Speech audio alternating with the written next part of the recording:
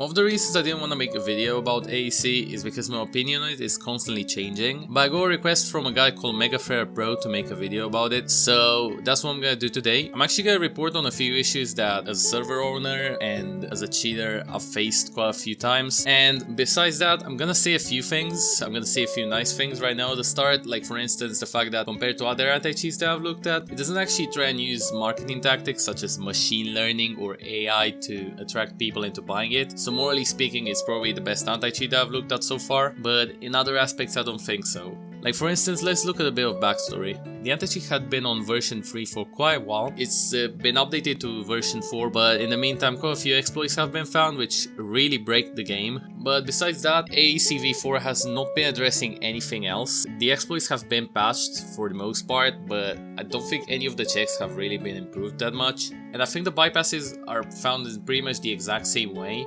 by using timer and a bit of motion and changing the timer every tick to different settings.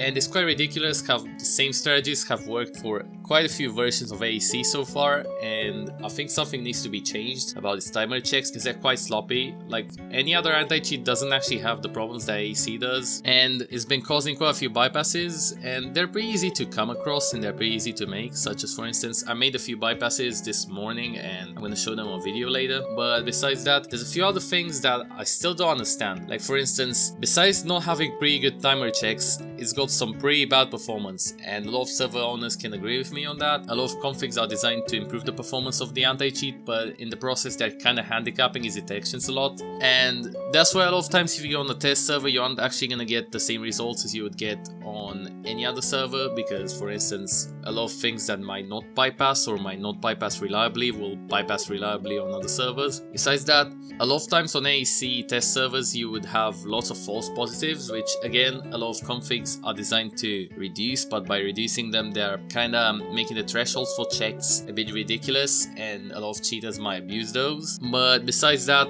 it just isn't really good for performance. Like a lot of anti-cheats are really lightweight and also achieved to be pretty good at working on different versions, such as Spartan for instance, which has been pretty good at having reliable checks across different versions of Minecraft and not actually taking up pretty much all the resources. Now I think one of the reasons that the anti-cheat hasn't actually seen much improvement from AAC v3 to AAC v4, besides all of the game-breaking exploits being patched, is I think the developer has lost interest in the project, which I wouldn't blame him for, because honestly if I did write one single piece of software for a few years I would probably lose interest in it too, especially for a block game. Not only that, but a lot of spaghetti code has piled up on the anti-cheat and has been ruining it, so it would probably need a recode if the developer sees any potential into expanding it, and I don't think that's feasible because again an anti-cheat is pretty hard to make and I've got a lot of respect for anti-cheat developers, but when spaghetti code piles up over a few years you kinda need to recode everything, and that's pretty heartbreaking to hear, especially when you're developing something. So honestly, if you're gonna buy AAC, you should expect that the developer is kinda disinterested in the project and you're not actually gonna receive anything good nor active updates that will actually fix bypasses. So I think my opinion on it will still stand true for a few years unless the developer just slams his fist one day and decides to recode the anti-cheat, which I think is unlikely to happen considering he doesn't make that much. Like it's one plugin that is like $25, so you do the maths honestly.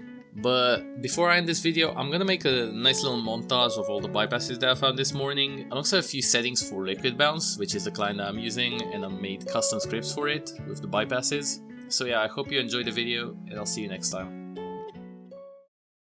Think I'd rather be dead, Can't forgive or forget what you did,